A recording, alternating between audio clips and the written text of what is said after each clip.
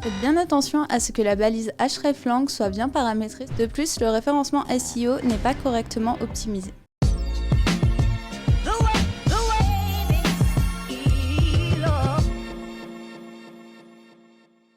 Bonjour à tous, je suis Amélie, consultante digitale au sein de l'agence PumpUp. Aujourd'hui, nous allons voir ensemble les best practices pour le lancement de votre site multilingue.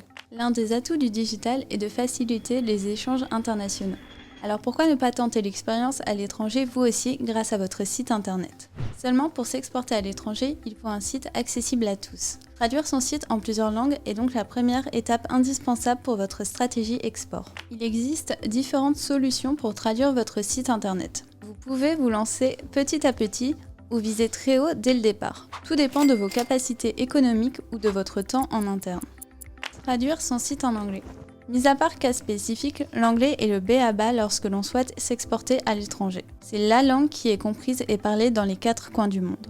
En B2B, l'anglais est de mise.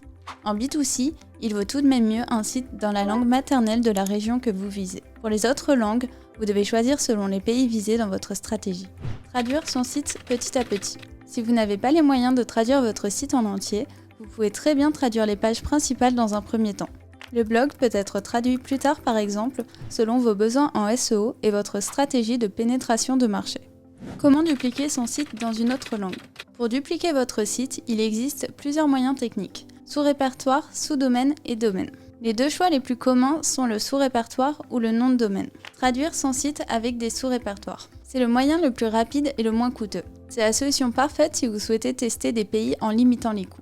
Pour dupliquer votre site en sous-répertoire, vous pouvez utiliser des plugins comme Polylang sur WordPress.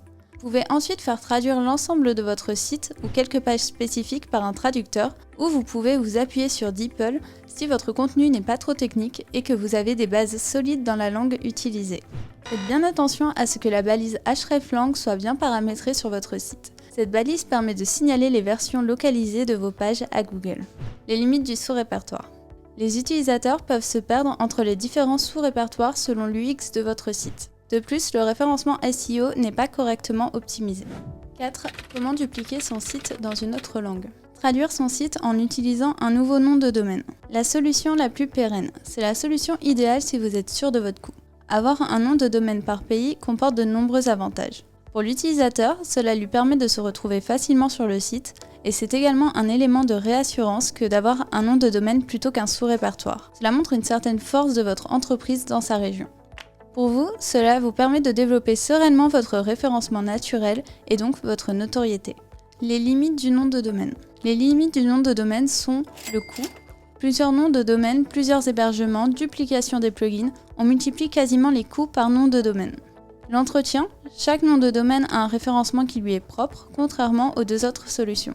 Il faut donc entretenir son référencement pour chaque nom de domaine, ce qui demande du temps et un coût supplémentaire. En résumé, un site multilingue est facteur de croissance aujourd'hui, puisqu'il permet de facilement vous exporter à l'étranger. Pour traduire votre site, il est important de bien étudier les régions potentielles et de traduire votre site selon les résultats obtenus. Si vous êtes une PME et que vous souhaitez vous lancer en limitant les risques financiers, nous vous conseillons d'utiliser les sous-répertoires pour votre site multilingue.